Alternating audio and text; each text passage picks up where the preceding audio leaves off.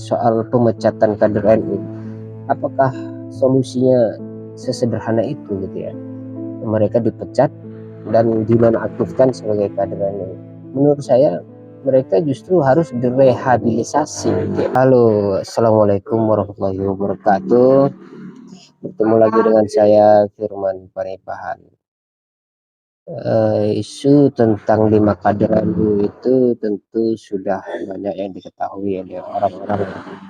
Namun saya ingin membicarakan ini supaya ada pandangan baru atau pengetahuan baru untuk kita, supaya tetap waspada ya, dan mengerti soal keadaan situasi dunia saat ini. Ini ada beberapa beritanya ya, sebagai data saya sampaikan terlebih dahulu. 5 kader yang kunjungi Israel mundur ya, Sekjen PBNU atau diberhentikan.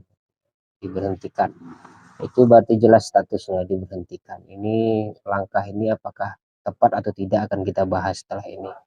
Kemudian PWNU Jakarta pecat 4 pengurus LBMNU yang berhubungan dengan Israel. Wah, berarti ada hal yang lain lagi ini gitu ya. Ini menarik. Daftar pengurus rahim terungkap dalam pertemuan kontroversial 5 tokoh NU dengan Presiden Israel. Logo NU hilang dari situs organisasi rahim usai diprotes Gus Yahya. Ini beberapa berita, beberapa informasi sebagai data pembicaraan saya, bahwa kita harus menyadari terlebih dahulu keadaan Israel ini, mereka dalam keadaan atau situasi perang ya. Dan posisi Israel hari ini itu tidak diterima oleh seluruh dunia. Itu harus kita sadari terlebih dahulu. Karena mereka melakukan penjajahan yang bagi Indonesia dan bagi dunia, komitmen dunia untuk menghapus penjajahan itu. Hanya beberapa ada sekutu ya, seperti Amerika yang membantu dengan alasan-alasan yang tidak masuk akal juga, yang sebenarnya tidak diterima oleh mayoritas negara-negara. Namun sebagai negara adidaya, Amerika memiliki kekuasaan itu gitu ya, sehingga mampu mempertahankan Israel. Tapi kenyataannya Israel juga butuh bantuan dari orang lain, sehingga dia dari fenomena 5 kader NU ini yang katakanlah menjadi korban Israel. Saya bukan bersimpati, tapi hanya saja membaca ini dalam suasana akademis ya. Saya melihat sebagai korban dalam tanda petik, korban intelijen yang sebenarnya selama ini akhirnya kita tersadarkan Israel melakukan penyeludupan di Indonesia dengan begitu masif ya, sehingga ada pembela-pembela mereka dari golongan-golongan kecil yang kita bisa lihat gitu. Bahkan ada 5 kader NU yang juga terpapar pemahaman Israel ini, sehingga boleh kita ambil kesimpulan jika mereka mau berkunjung ke Israel dan bertemu dengan presidennya, itu artinya ada pembenaran dari 5 kader ini tentang penjajahan yang dilakukan, terlepas dari yang dilakukan oleh Israel itu menyerang Palestina mayoritas Islam sebagai simbol Islam, tapi jauh dari itu adalah soal kemanusiaan. Ini artinya kalau kita bertanya kepada 5 kader ini, pasti mereka telah juga disusupi atau dimasuki dan diberi diskursus tentang kemanusiaan oleh NU. Sebagai kader pasti betul-betul menyadari itu, tapi kenapa kemudian sanggup melakukan kunjungan itu kan? Itu artinya ada hal yang lebih besar lagi, entah itu sifatnya material atau janji-janji atau bahkan ancaman ya, atau godaan-godaan yang sifatnya duniawi yang lebih menggoda gitu daripada di organisasi NU.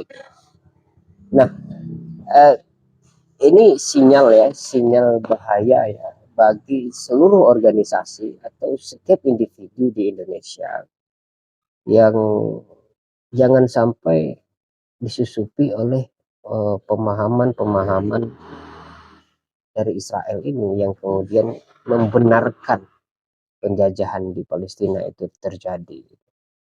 Jadi begini teman-teman, kesimpulannya saya ingin menyampaikan begini. Kejadian 5 kader NU yang berkunjung di Israel dan bertemu dengan Presiden Israel itu adalah sinyal bahaya bagi kita, sekaligus penyadaran untuk kita bahwa eh, Israel mencoba mencari pendukung itu satu dengan berbagai macam cara. Cara yang paling kita sadari adalah mereka betul-betul masif untuk menyebarkan pemahaman-pemahaman yang mereka manipulasi, baik itu fitnah-fitnah terhadap Palestina dan sebagainya, menganggap perang itu hanya persoalan biasa gitu, tidak ada kaitannya dengan agama ataupun kemanusiaan. Intinya mereka pasti menyebarkan pemahaman-pemahaman yang berkaitan dengan pembenaran atas perang itu gitu. Dan itu berbahaya dan kita menyadari itu pergerakannya sangat masif, dan di Indonesia salah satu negara yang juga sudah disusupi oleh Israel itu gitu. Semoga saja kita tidak sempat bertemu dengan mereka ya, yang kemudian mampu melakukan cuci otak ya, cuci otak dalam tanda petiknya, sebagaimana yang terjadi pada kader NU ini gitu. Kita menyayangkan gitu. Nah, terkait soal pemecatan kader NU, apakah solusinya sesederhana itu gitu ya? Mereka dipecat dan dinonaktifkan sebagai kader NU. Menurut saya mereka justru harus direhabilitasi gitu ya. Mereka harus diinterogasi ya.